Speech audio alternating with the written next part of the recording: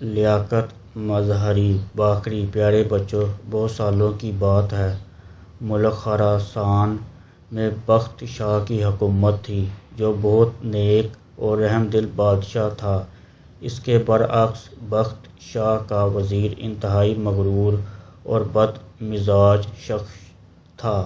وزیر بننے کے بعد وہ تو اختیارات اور دولت کی ریل پیل نے اس کا دماغ خراب کر دیا تھا، جس کی وجہ سے وہ ہر شخص کو حقیر سمجھتا تھا۔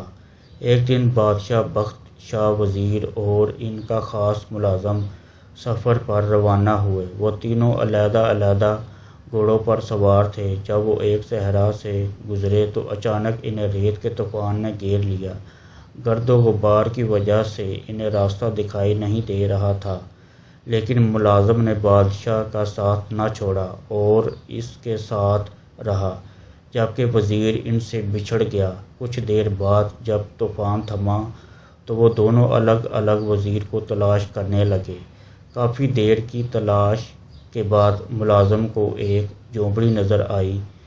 جب وہ وہاں پہنچا تو اسے ایک اندھا فقیر بیٹھا دکھائی دیا۔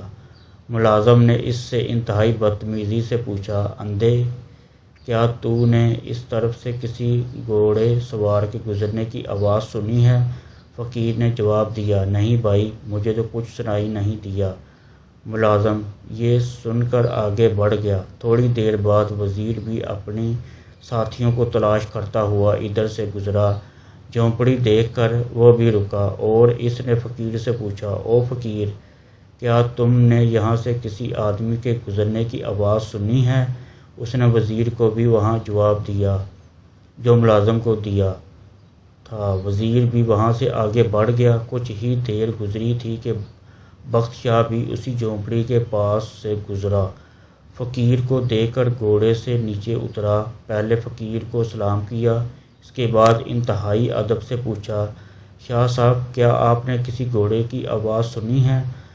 نابینا فقیر نے جواب دیا، جی ہاں جہاں پناہ، پہلے حضور کا ملازم ادھر سے گزرا، پھر آپ کا وزیر۔ بادشاہ کو یہ سن کر بہت حیرت ہوئی۔ اس نے پوچھا، شاہ صاحب، آپ تو نابینا ہیں، آپ کو کیسے معلوم ہوا کہ میں بادشاہ ہوں؟ اندھے فقیر نے مسکرا کر جواب دیا، عالی جاہ، آپ کے ملازم نے مجھے اندھا کہا، آپ کے وزیر نے مجھے فقیر کہا، حضور نے مجھے شاہ صاحب کہہ کر مخاطب کیا، لہٰذا گفتگو اور لہجے سے میں نے اندازہ لگا لیا کہ کون کس مرتبے کا ہے۔ بخت شاہ فقیر کی باتوں سے بہت خوش ہوا اور اسے انعام و اکرام دینے کی کوشش کی، لیکن فقیر نے لینے سے انکار کر دیا۔ بادشاہ فقیر کی جھونپڑی سے رخصت ہو کر محل پہنچا، جہاں ملازم اس کا انتظار کر رہا تھا۔ اس نے اس سے فقیر سے بے سودہ انداز میں گفتگو کرنے میں سرزنش کی۔ اس دوران وزیر بھی محل پہنچ گیا۔ بادشاہ نے اس سے بھی نابینا فقیر سے ہونے والی گفتگو سے آگاہ کیا، پھر دونوں کو سمجھایا کہ اعلیٰ مرتبے یا عہدے کے نشے میں کسی انسان کو کمتر اور حقیر نہیں سمجھنا چاہیے۔